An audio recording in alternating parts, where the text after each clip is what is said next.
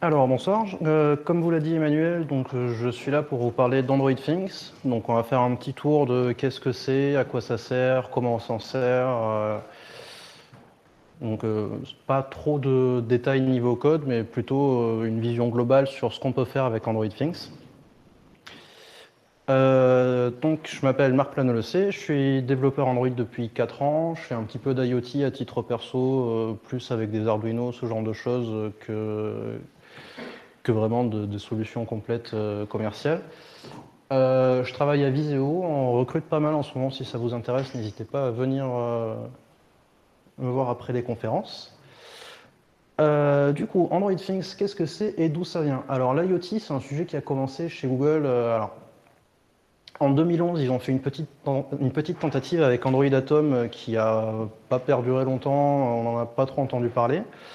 Depuis ça, ils ont annoncé à la Google I/O 2015 deux produits. Alors le premier, c'était Weave, c'est un protocole qui sert donc à la fois aux objets connectés pour se présenter, exposer leurs fonctionnalités. Donc par exemple, vu que c'est un protocole qui se veut le plus générique possible, si vous prenez le cas d'une ampoule, elle peut avoir plusieurs fonctionnalités d'une ampoule à l'autre. Vous allez avoir des ampoules multicolores, des ampoules sur lesquelles vous pouvez juste régler la température de la couleur, d'autres où vous pouvez juste régler la luminosité, ou d'autres où vous pouvez juste les allumer et les éteindre.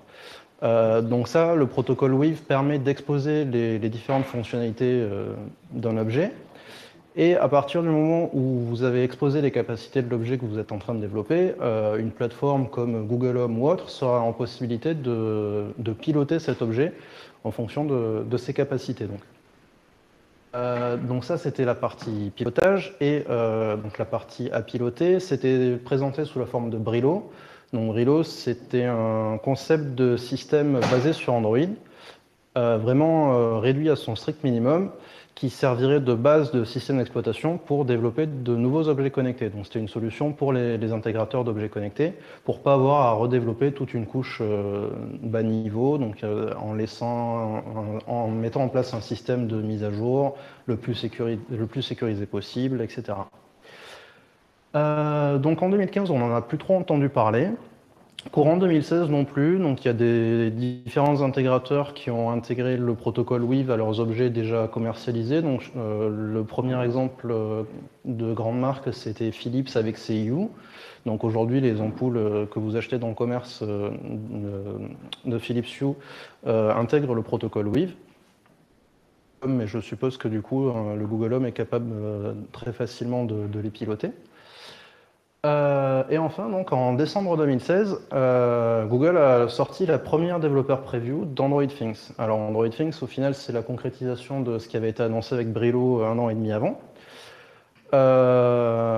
Et donc depuis, ils ont annoncé des nouvelles développeurs preview toutes les 6 à 8 semaines. Donc il y en a une qui est sortie courant février.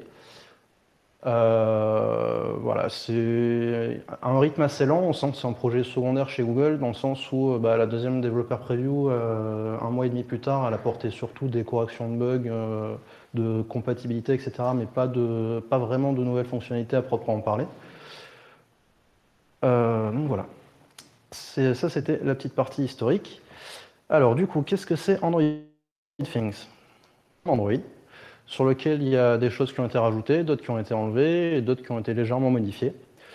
Alors, dans les choses qui ont été rajoutées, contrairement à l'Android qu'on a l'habitude de voir sur un téléphone, où là c'est l'intégrateur final qui va avoir à gérer son matériel, là c'est Google qui gère l'intégration sur un certain nombre de cartes. La première développeur preview gérait 3 cartes, la deuxième en supporte 2 de plus, si je ne me trompe pas. C'est des cartes type Raspberry Pi, donc le Raspberry Pi 3 est supporté. Il y a également l'Intel Edison et la NXP Pico.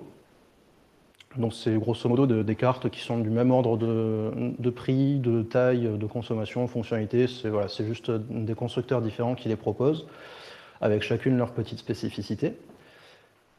Et Android Things vient également avec une librairie spécifique à l'IoT qui permet d'accéder au GPIO. Alors le GPIO, c'est quoi? C'est des ports électroniques, c'est la rangée de petits picots électroniques qu'il y a dans un coin du Raspberry Pi, par exemple, qui permettent d'avoir une petite alimentation en 5 volts Et donc sur les autres GPIO, on peut soit les contrôler depuis un logiciel, soit lire des valeurs électroniques depuis une application. Donc il y a une librairie qui permet d'encapsuler ça. Il y a également des choses en moins par rapport aux Android qu'on a l'habitude d'utiliser, à commencer par les applications qu'on a l'habitude de voir sur tous les téléphones, à savoir le calendrier, la calculatrice, etc. Donc tout ça, c'est pas embarqué. Un petit peu plus loin, les content providers qui sont liés à ces applications, donc stockage d'agenda, de contacts, etc., ne sont pas embarqués non plus. La notion de content provider existe, mais les content providers par défaut ne sont pas présents. Ça peut être gênant dans le sens où une idée de projet un peu complexe en IoT qui se balade pas mal sur le net ces dernières années, c'est un miroir avec un écran derrière le miroir qui permet d'afficher des informations en transparence tout en gardant l'utilité du miroir. Donc ça vous permet de l'avoir par exemple dans la salle de bain, de lire tous les matins, on peut imaginer une petite webcam qui va faire de la reconnaissance de visage, tiens, bonjour, voilà ton planning de la journée, la météo, attention, il faudra 10 minutes de plus pour arriver au travail parce qu'il y a des bouchons, ce genre de choses. Donc là, toute la partie agenda, il faudra refaire toute la partie stockage. Il n'y a également pas de système de notification. Alors notification au sens visuel du terme, hein, pas cloud messaging. Il n'y a pas de mécanisme en place, donc il faut, si on souhaite notifier l'utilisateur de quelque chose, il faut prévoir son propre mécanisme. Il y a également quelques petites choses différentes, à commencer par la navigation. Sur Android Things, il n'y a pas de barre de statut ni de barre de navigation.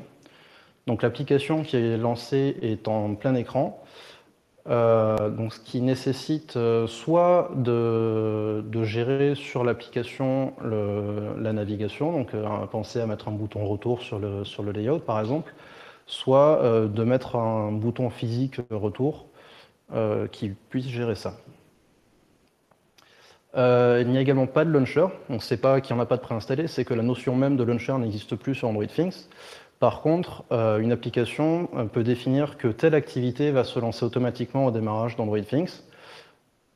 Et du coup, après, elle peut, via des intents par exemple, lancer d'autres applications si nécessaire. Mais voilà, le concept, c'est d'avoir une application, ce qui paraît logique vu la cible d'Android Things, avoir une application qui soit lancée automatiquement au démarrage, point. Donc tout ça, comment ça fonctionne? Ça fonctionne exactement de la même manière que l'Android classique. On va retrouver le même cycle de vie avec des activités qui vont avoir les mêmes callbacks, onCreate, onResume, etc.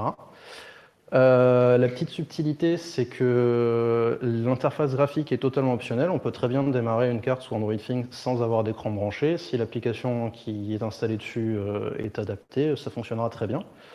Mais sinon, après, ça reste des composants tout à fait standards, des services, des content providers, des fragments, des activités, ce genre de choses. Voilà.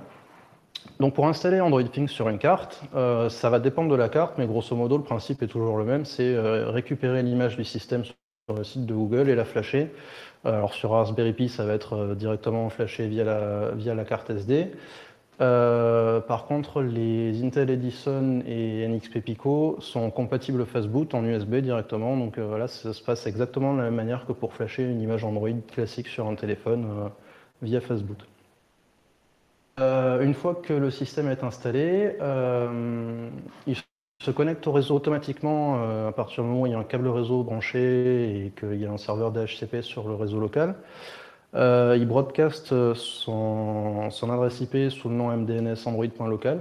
Ça permet d'éviter de chercher sur la page de configuration du routeur où est passé le Raspberry Pi.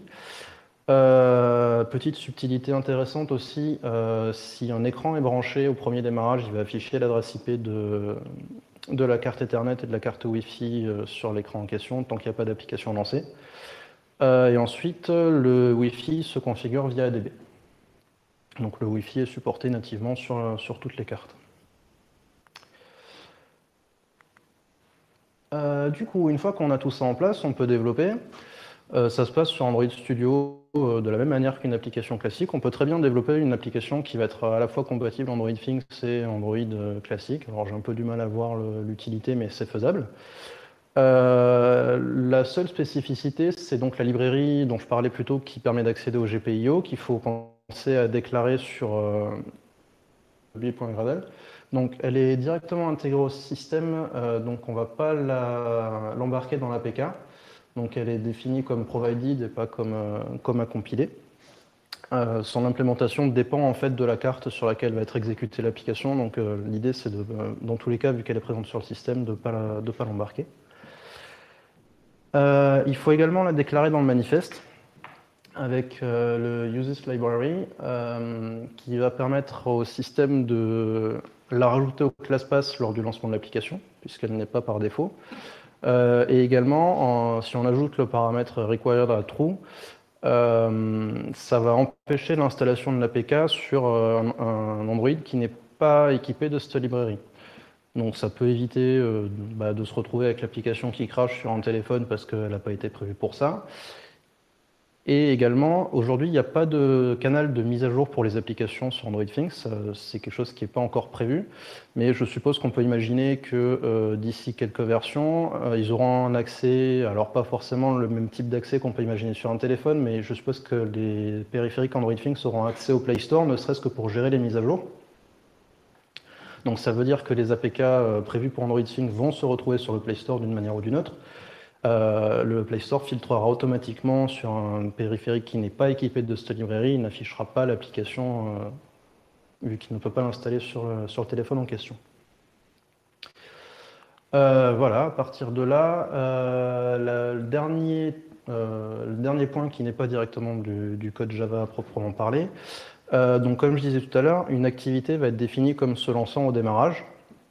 Donc ça se fait via un item filter dans le manifeste. C'est une nouvelle catégorie IoT Launcher. Donc automatiquement, une activité qui a cet intent filter de défini va être lancée par le système à son démarrage. Si plusieurs activités sont définies comme ayant cet intent filter là, le système va toutes les lancer. J'ai pas réussi à déterminer d'ordre précis, ça correspond ni au nom de package, ni à l'ordre d'installation, donc je sais pas exactement comment c'est géré, mais elles sont toutes lancées en tout cas. J'ai laissé ici l'intent filter launcher qu'on a l'habitude d'utiliser pour les alors, il n'est pas utilisé directement par Android Things. Par contre, il permet à Android Studio de lancer automatiquement cette activité quand vous lancez votre application. Vu que c'est sur cet intent filter qu'Android Studio se base. Donc le laisser, ça aide pas mal au développement, ça évite de paramétrer le lancement ou de devoir lancer son activité à la main. Ensuite, donc, une fois qu'on a fait tout ça, on peut commencer à écrire du Java. Alors, donc le point intéressant d'Android Things, c'est donc l'accès à ces fameuses GPIO qui vont pouvoir nous permettre de faire l'interface entre notre code et le monde réel, donc que ce soit des capteurs ou des LED, des moteurs, ce genre de choses. Donc ça se présente comment? Il y a une classe GPIO qui représente donc un port GPIO de la carte, auquel on peut accéder via la classe Peripheral Manager Service. Alors cette classe Peripheral Manager Service, la première méthode intéressante, c'est getGPIOList, qui qui retourne sous forme de liste de chaînes les identifiants des GPIO. Alors pourquoi sous forme de liste de chaînes? C'est tout simplement que les GPIO sont donc nommés avec un identifiant, et ces identifiants changent en fonction de la carte sur laquelle est exécutée l'application. Donc par exemple, sur un Raspberry Pi, l'identifiant est sous la forme BCM et un numéro. Alors BCM, c'est pour Broadcom, c'est Broadcom qui a fourni le chipset qui gère les GPIO sur Raspberry Pi. Sur d'autres cartes, ce sera un identifiant différent. Donc il faut bien faire attention, si l'application est destinée à être exécutée sur des cartes différentes, à ne pas utiliser des constantes qui référencent en dur les noms des GPIO, mais bien penser à utiliser le retour de getGPIOList. Donc une fois qu'on a récupéré l'identifiant d'un GPIO, donc là par exemple BCM6, on va définir dans quel sens on veut ouvrir la connexion à un GPIO. Alors par sens, j'entends soit écriture, soit lecture. On ne peut pas faire les deux à la fois. Il faut choisir. Donc, tel GPIO sera utilisé pour lire la valeur d'un capteur, tel GPIO sera utilisé pour écrire, activer ou éteindre une LED, par exemple. Dans tous les cas, vu qu'il y a un composant électronique qui est branché derrière, ça n'a pas de sens de l'utiliser dans les deux sens. Et donc, au moment où on ouvre la connexion avec le GPIO, il faut définir une direction. Et enfin, les connexions GPIO sont exclusives, c'est-à-dire qu'une fois qu'on a ouvert une connexion, on ne peut pas en ouvrir une deuxième, que ce soit dans le même thread, dans le même processus, dans la même application, dans une autre application, c'est pas possible, c'est géré au niveau système, on ne peut pas ouvrir plusieurs connexions vers un GPIO. Du coup, il ne faut surtout pas oublier de libérer les connexions, tout simplement en appelant la méthode close sur le GPIO. Une fois qu'on a notre GPIO, donc pour y écrire, donc là j'ai défini une direction out, donc en sortie. Il y a une méthode qui s'appelle setValue, qui prend en paramètre un booléen. Tout simplement, si on y passe false, elle va appliquer une tension de 0 V sur le GPIO, donc éteint. Si on y passe true, elle va y appliquer une tension de 5 V. Donc par exemple, si on connecte une LED entre le GPIO et la masse du Raspberry Pi, setValue true allumera la LED, setValue false éteindra la LED. C'est aussi simple que ça. Petit détail, donc là, j'ai pas défini simplement direction out, mais direction out initially low. Il y a également direction out initially high qui existe. Donc l'idée, c'est simplement de définir l'état initial du GPIO. En électronique, on essaye d'éviter au maximum les comportements indéfinis. C'est sensiblement pareil que quand on développe d'ailleurs. Du coup, ça permet de, dès l'ouverture de la connexion, définir si l'état initial est bas, donc 0 V, ou haut, 5 V. Ensuite, pour lire la valeur d'un GPIO, c'est à peine plus compliqué. Donc on ouvre la connexion en direction in pour indiquer qu'on veut lire la valeur et non pas y écrire. Et sur le même principe, on a une méthode qui s'appelle getValue. Comme setValue synchrone, il n'y a pas de notion de callback ou quoi, c'est vraiment juste un appel qui va renvoyer directement en booléen. Sur le même principe, elle va renvoyer false s'il y a une tension de moins de 2 volts sur le GPIO et true s'il y a une tension de plus de 2 volts. Alors pourquoi 2 volts En fait, c'est une valeur plus ou moins arbitraire. En électronique, la plupart des composants utilisent soit 3 volts 3, soit 5 volts pour représenter une valeur vraie et 0 volts pour une valeur fausse. Du coup, ils ont choisi arbitrairement 2 volts pour la limite, en partant du principe que quel que soit le composant de sortie, enfin le composant branché à l'autre bout, il y aurait plus de 2 volts si c'était vrai et moins de 2 volts si c'était faux. On peut également s'abonner au GPIO pour être informé des changements d'état. Alors, on peut surveiller spécifiquement un passage de l'état faux à l'état vrai, de l'état vrai à l'état faux, ou n'importe quel changement d'état. Alors ça se représente sous la forme edge falling, edge rising ou edge boss. Donc il faut imaginer une courbe qui représente la tension aux bornes du GPIO. Tout simplement, vous avez votre courbe qui est à 0 V, qui passe à 5 volts, donc vous avez un front montant, donc ça va être un edge rising. Si elle passe de 5 volts à 0 volts, vous avez un front descendant, donc edge falling. Donc voilà, vous pouvez choisir si vous surveillez un changement d'état de 0 à 5 volts, ou de 5 volts à 0 volts, ou n'importe quel changement d'état. Alors pourquoi spécifier l'un et pas l'autre Par exemple, quand vous avez un bouton poussoir, donc le bouton poussoir initialement il ne laisse pas passer le courant, donc vous avez 0 volts au GPIO, vous appuyez dessus, il va passer directement de 0 volts à 5 volts, et dès que vous le lâchez, il va repasser de 5 volts à 0 volts. Alors si vous avez un bouton play pause par exemple, que vous voulez juste enregistrer l'événement, l'utilisateur a appuyé et pas, la durée de l'appui ne vous intéresse pas. Ce qui vous intéresse, c'est juste un des deux changements d'état. Vous ne voulez pas lancer 2 fois l'action, l'utilisateur appuie sur play. Donc vous allez juste surveiller le front montant ou le front descendant, suivant si vous voulez lancer l'action quand l'utilisateur commence à appuyer ou quand il relâche. Mais il y a une seule des deux actions qui vous intéresse. Ensuite, donc ça c'était pour des valeurs booléennes vraies, fausses, classiques. Maintenant, si vous voulez faire des choses un petit peu plus compliquées, donc en analogique, Il n'y a, il y a pas moyen, sur la plupart des composants, de tout simplement alimenter le composant avec une tension intermédiaire entre 0 volts et 5 volts. Le composant, il sera soit éteint, soit allumé, dans la plupart des cas. Vous prenez une LED, par exemple, si vous y appliquez 5 volts ou si vous y appliquez 3 volts, suivant le type de LED, elle sera soit allumée, soit éteinte, mais elle ne sera pas allumée à une intensité différente. Donc l'idée, c'est de la faire clignoter assez vite pour que ça ne se voit pas. Et si vous passez, mettons, sur une seconde, vous passez la moitié du temps éteint, la moitié du temps allumé, en clignotant une trentaine de fois par seconde, vous allez voir la LED briller 2 fois moins vite que si vous l'aviez tout le temps activée. Donc l'idée, c'est, ben voilà, vous allez avoir un cycle qui va se répéter, et vous allez définir ben voilà, 25% d'intensité. Au début du cycle, elle va être activée pendant un quart du temps du cycle, puis elle va être éteinte, puis elle va s'activer, etc. Donc ça s'appelle le PWM pour Pulse Width Modulation. Vous pouvez très bien le faire, vous, côté code, avec un timer, un callback qui va être rappelé toutes les 120e de seconde, par exemple, qui va positionner votre GPIO à une valeur différente. Concrètement, vous allez perdre un temps fou, vous allez vous prendre la tête si vous avez besoin de débugger ça, et surtout, ça ne va pas être très précis autant que vous le voudriez, donc vous allez voir votre LED qui va s'allumer plus ou moins, enfin qui va plus ou moins briller en fonction du temps. Donc pour remédier à ça, beaucoup de contrôleurs électroniques embarquent des ports GPIO spécialisés qui sont capables de faire du PWM matériel. Donc en fait, vous définissez une durée de cycle et un pourcentage de temps d'activité, et automatiquement, c'est le microcontrôleur qui va gérer le passage à l'état vrai, à l'état faux du GPIO correspondant.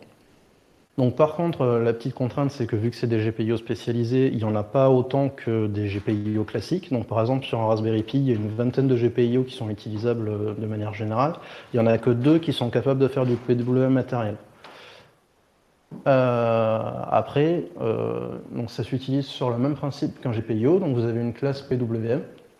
Petit détail, les classes GPIO et PWM n'ont pas de classe commune dans l'arbre d'héritage. Donc pour l'abstraction, c'est pas forcément ce qui est le plus intéressant, mais voilà.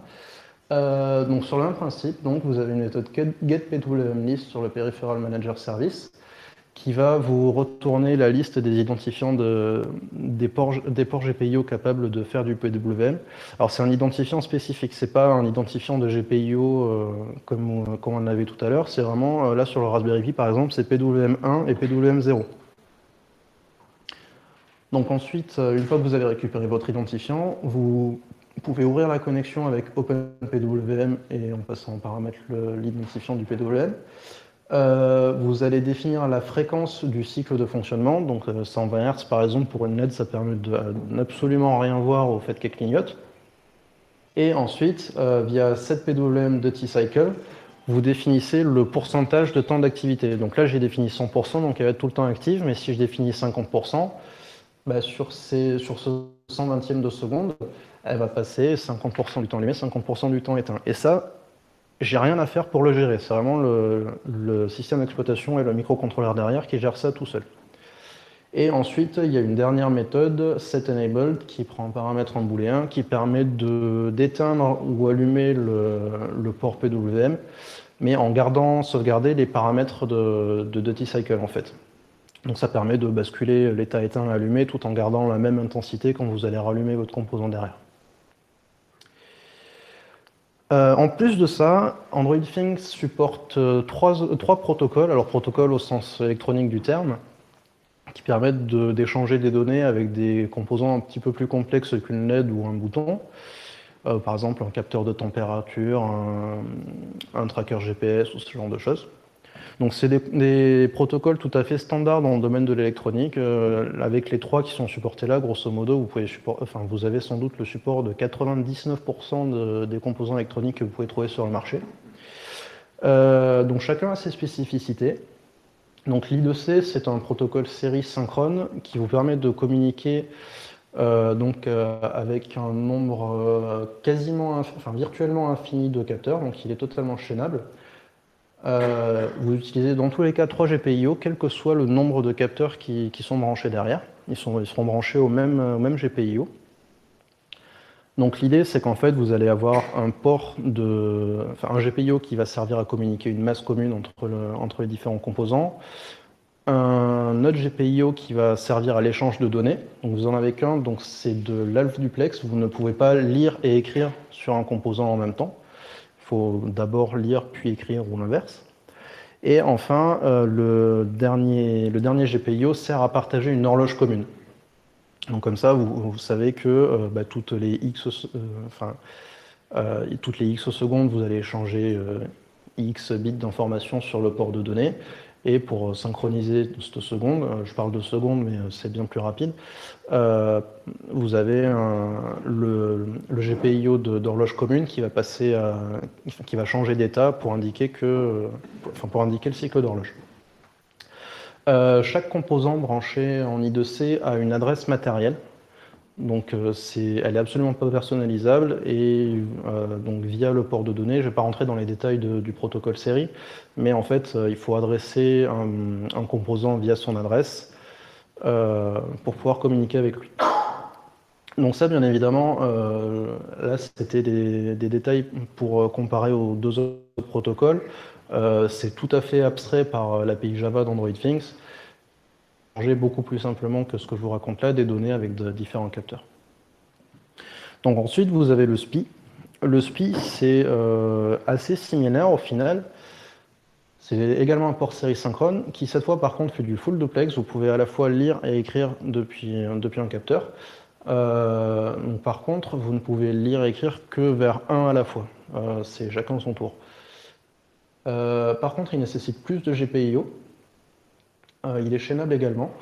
Alors les GPIO, cette fois, la différence en fait vient du fait que vous avez deux ports d'échange de données, donc un en lecture et un en écriture, c'est ce qui permet d'avoir du full duplex.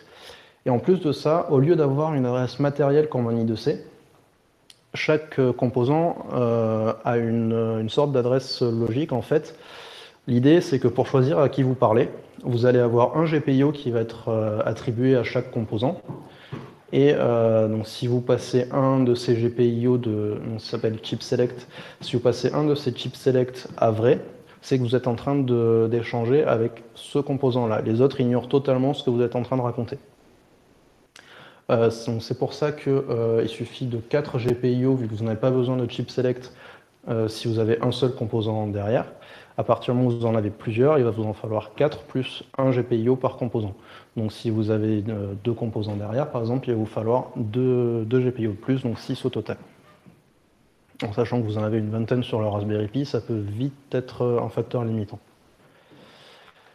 Et le dernier, donc c'est l'UART. C'est sans doute le plus simple des trois sur le fonctionnement. Lui est totalement asynchrone. Il nécessite que 3 GPIO. Alors les GPIO, c'est une masse commune, un port d'émission, un port de réception. Il n'y a pas de notion d'horloge, il n'y a absolument rien. Du coup, vous pouvez très bien vous retrouver à essayer de communiquer avec un composant qui ne parle pas à la même vitesse que vous, ou tout simplement qui n'est pas encore initialisé, vous n'en savez rien, vous envoyez des données, vous espérez que quelqu'un les reçoive à l'autre bout.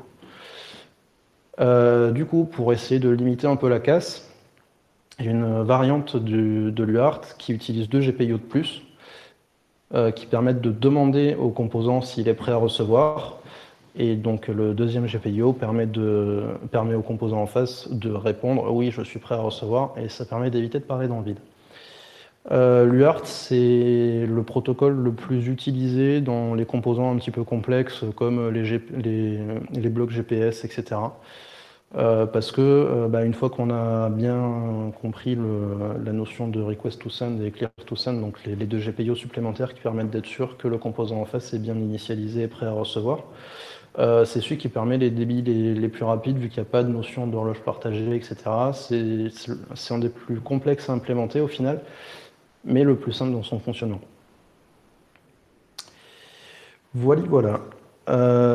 Du coup, une fois qu'on a vu tout ça, la première idée qui doit vous venir à l'esprit en tant que développeur, normalement, c'est « au secours, je ne veux pas toucher à ça, je veux l'encapsuler un maximum et ne plus avoir à y toucher ». Donc pour ça, Google a sorti ce qui s'appelle les User Space Drivers. Donc ça a deux intérêts. La première, c'est que vous avez un modèle de composant, entre guillemets, donc vous pouvez très bien encapsuler un bouton. Le bouton, vous allez définir en callback, voilà, il a été appuyé. Vous avez votre classe bouton, vous pouvez la réutiliser partout dans votre application. Ça facilite la portabilité dans le sens où si jamais un jour vous voulez changer de carte ou changer de port GPIO, vous allez juste changer ça sur le driver du bouton et c'est tout. Mais surtout, il y a un autre mode de fonctionnement qui est beaucoup plus intéressant, qui permet, au lieu d'avoir des callbacks directement sur le composant va s'occuper de générer des événements au niveau du système. Donc quand je dis événements au niveau du système, par exemple, vous allez avoir un bouton, vous allez définir, voilà, ce bouton, il correspond à mon bouton de navigation en retour que je n'ai pas sur Android Things, mais dont j'ai besoin. Et automatiquement, donc vous allez initialiser cet user space driver dans un service. Comme ça, il sera toujours en train de fonctionner, même si c'est plus votre application qui est en premier plan ou quoi que ce soit. Et automatiquement, quand ce bouton va être appuyé, il va s'occuper de générer au niveau du système donc l'événement, comme quoi la touche retour a été appuyée. Donc n'importe quelle application qui utilise le callback natif sur une activity, par exemple onBackPressed, va avoir ce callback-là qui va être rappelé sans rien avoir à faire. Cette application n'a aucune connaissance de l'implémentation du driver, n'a aucune connaissance de s'il y a même un driver qui fait ça. C'est vraiment totalement abstrait, ça permet de générer des événements au niveau du système et du coup de profiter des API tout à fait standards d'Android pour en profiter derrière, enfin pour les utiliser derrière. Donc ces événements, ils peuvent être de trois types, ils sont regroupés en trois catégories. Donc la première, c'est HID, donc Human Input Device. Donc ça vous permet de générer des appuis sur des touches de clavier, de mouvements d'appui sur un écran tactile, ce genre de choses. La deuxième, c'est des capteurs. Donc vous allez pouvoir avoir des capteurs de température, d'orientation, ce genre de choses. Et la dernière, c'est des GPS, c'est des informations de GPS. Donc là, par exemple, vu que les cartes Raspberry Pi et autres n'embarquent pas de GPS, si vous avez un module GPS que vous branchez, que vous connectez en UART ou autre, que vous avez écrit votre driver qui renseigne le système sur sa position, automatiquement, n'importe quelle application qui utilise le location provider qu'on utilise tous les jours sur Android va recevoir des informations de ce location provider via ce GPS sans avoir écrit la moindre ligne de code spécifique à ce module GPS. Voilà, donc le principe de fonctionnement dans ce deuxième mode, c'est qu'on doit enregistrer le driver auprès de la classe UserDriverManager, c'est l'affaire de 2 lignes de code. Et donc, comme je disais, l'exposer dans un service, comme ça, il est toujours en fonctionnement, même si c'est une autre application qui est au premier plan. Voilà, donc comme je disais au début de la présentation, j'ai fait pas mal de domotique avec des Arduino, etc. Donc j'ai pas pu m'empêcher de comparer les deux solutions. Donc d'un côté un Raspberry Pi 3 avec Android Things et de l'autre côté donc un ESP8266. Alors grosso modo c'est une puce qui est l'équivalent d'un Arduino qui fait à peu près 3 cm sur 2, qui coûte 2 € et qui est du Wi-Fi embarqué avec une dizaine de GPIO qui consomme absolument rien et qui a une puissance de calcul par contre particulièrement ridicule. Du coup, l'avantage qu'on a sur une solution à base d'Android Things, c'est donc on va avoir une puissance de calcul énorme. Concrètement, un Raspberry Pi, c'est un quad-core à 1 Go 2, je crois, 1 Go de RAM, enfin, c'est vraiment énorme, comparé aux 16 MHz de l'ESP. Un écosystème déjà très, très en place avec des librairies toutes les librairies qu'on utilise tous les jours sur Android, que ce soit HTTP, JSON ou autres, sont directement compatibles avec Android Things. Également toutes les API de Google, donc que ce soit Firebase, les API Google Drive, etc. Tout ça, c'est compatible. Tout le framework d'interface graphique d'Android, donc que ce soit les layouts classiques ou le framework d'animation, les canvas, etc., tout ça fonctionne très bien sur Android Things. En contrepartie, donc comme je disais, le SP c'est 2 €, un Raspberry Pi c'est 35-40 € minimum, plus la carte SD, plus l'alimentation, plus ceci, plus cela. Ça consomme beaucoup plus et ça prend beaucoup plus de place. Si vous faites, je sais pas, un équivalent au Google Home, c'est pas forcément gênant. Si vous développez une ampoule connectée, tout de suite le Raspberry Pi, vous allez avoir du mal à le caser. Du coup, concrètement, j'ai un peu de mal à identifier la cible de Google avec cet Android Things, dans le sens où, pour moi, la vision que j'ai de la domotique et des objets connectés, c'est qu'un objet, il doit être là pour me rendre service sans que j'ai besoin d'y toucher. Aujourd'hui, la plupart des solutions d'éclairage connecté, par exemple, vous passez d'une ampoule où vous appuyez sur un bouton, elle s'allume, vous rappuyez, elle s'éteint, à je rentre chez moi, je dois sortir mon téléphone, déverrouiller mon téléphone, trouver l'application, lancer l'application, trouver la bonne ampoule, allumer l'ampoule, refuser la mise à jour parce que j'ai pas le temps, je veux juste allumer la lumière, et espérer que ma connexion Internet fonctionne. J'ai du mal à voir le progrès là-dedans, concrètement. Donc pour moi, la vision que j'ai, c'est que l'ampoule, quand je rentre chez moi, elle doit s'allumer tout seul. Elle doit s'allumer toute seule. Et ça, déjà, tout le framework d'interface graphique d'Android, il ne sert plus à rien. Si un objet de ce type a une interface, c'est qu'il a loupé un truc quelque part. À quelques exceptions près, par exemple, on peut très bien imaginer un thermomètre qui va afficher sa température. Est-ce qu'il y a besoin de tout le framework d'interface graphique de Google, enfin d'Android pour faire ça? J'en suis pas convaincu. Mais voilà, donc déjà, c'est un gros avantage d'Android Things qui disparaît. À côté de ça, donc c'est une carte qui coûte nettement plus cher. Enfin, pour moi, Android Things, donc c'est quelque chose qui se prête très bien au développeur qui fait de l'Android pour gagner sa vie, qui veut voir ce que c'est l'IoT, qui veut pas s'embêter avec des cours d'électronique dans tous les sens.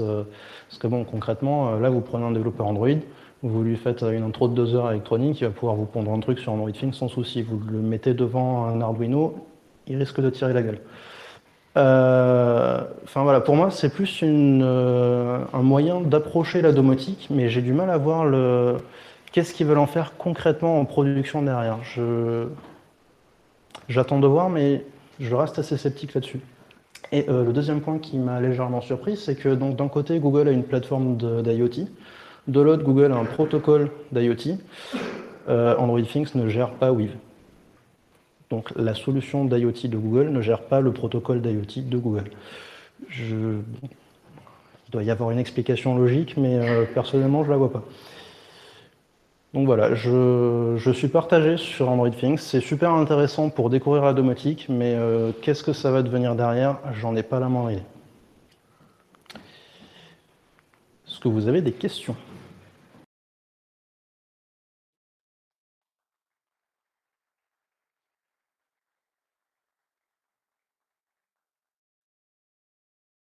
Pourquoi pour la Raspberry Pi, ça part du 3 J'en ai pas la moindre idée. Toujours est-il que j'ai essayé de démarrer l'image sur Raspberry Pi 2, ça passe pas. Mais ils n'ont pas donné d'explication officielle sur pourquoi le 3 et pas les précédents. Tu peux répéter la question simplement. Donc ils demandaient si on savait pourquoi Android Things était compatible avec le Raspberry Pi 3, mais pas les itérations précédentes du Raspberry Pi. Tu parlais d'interface graphique, et donc on peut sortir sur des écrans d'interface. J'imagine on peut brancher un clavier, mais est-ce que ça vient des souris? Et sinon, quand tu as des boutons, comment tu cliques sur les boutons? Alors donc ils demandaient, en sachant qu'on peut connecter Android Things à un écran, qu'on peut brancher un clavier et une souris, qu'est-ce qui se passe? Comment se passe une souris, par exemple, quand on branche une souris? J'ai pas testé, j'en ai pas la moindre idée. Il demandait également qu'est-ce qui se passait quand on appuyait sur... Si un bouton à l'interface graphique et qu'on n'a pas que la souris marche pas, alors effectivement, j'ai pas réfléchi à ça, mais alors je sais que les souris fonctionnent très bien sur Android classique via un port USB on the go, et donc je pense que tout simplement c'est supporté. Je m'avance, j'ai jamais testé, mais enfin sur Android Things en tout cas, mais je pense que ça fonctionne. Oui. Combien de mémoire il faut pour Android Things? Je pense pas que ce soit énorme quand on compare à un Raspberry Pi. Je pense que part sur 200 mégas sans interface graphique, ça doit passer. Après, c'est clair que quand on a l'habitude de faire un petit peu d'électronique, enfin concrètement, l'ESP dont je parlais tout à l'heure, il a 128 kg de RAM. Je parle bien de kilos et pas de mégas. Donc c'est clair qu'en comparaison à ce qu'on a l'habitude de voir en électronique, c'est énorme, mais par rapport à la puissance de calcul qu'on a aujourd'hui, enfin je veux dire aujourd'hui, la puissance de calcul d'un Raspberry Pi est énorme et ça coûte rien dans l'absolu. Non, les besoins par rapport à ce qu'on a l'habitude de voir en informatique sont vraiment pas énormes. Je pense que à partir où tu rajoutes une interface graphique, tu vas rajouter 100, 200 mégas de RAM. Après, ça va dépendre de l'application, bien sûr, mais une carte à 500 mégas de RAM, ça va passer sans souci. Oui. Est-ce qu'il y a un lien avec Android Auto? Par exemple, dans les constructeurs, ils pourraient très bien mettre une espèce de Raspberry dans une bagnole et... Alors, il demandait donc s'il y avait un lien avec Android Auto. Je pense pas, dans le sens où c'est des besoins assez différents au final. Sur Android Auto, tu as juste besoin d'une interface graphique particulière par rapport à un Android classique. Tu vas avoir des gros boutons, etc. Et derrière, au final, tu n'as pas besoin de tant d'interface avec du matériel que ça. Enfin, c'est du matériel qui, grosso modo, est déjà géré nativement par Android. En fait, tu vas avoir un écran tactile, tu vas avoir une sortie audio, tu vas peut-être avoir quelques boutons pour régler le volume, etc. Mais la plupart, c'est tactile au final. Donc, enfin, pour moi, le besoin d'intégration physique est vachement limité par rapport à ce que permet Android Things. Je pense pas qu'il y ait de lien et je pense qu'il n'y a pas de raison réelle d'avoir plus de liens que la plateforme Android commune entre les deux. Oui. Est-ce que les GMS sont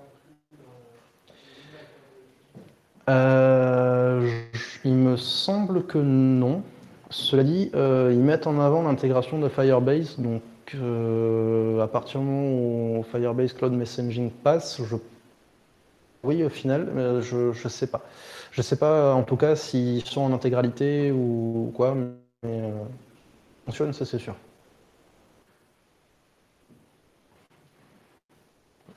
Merci.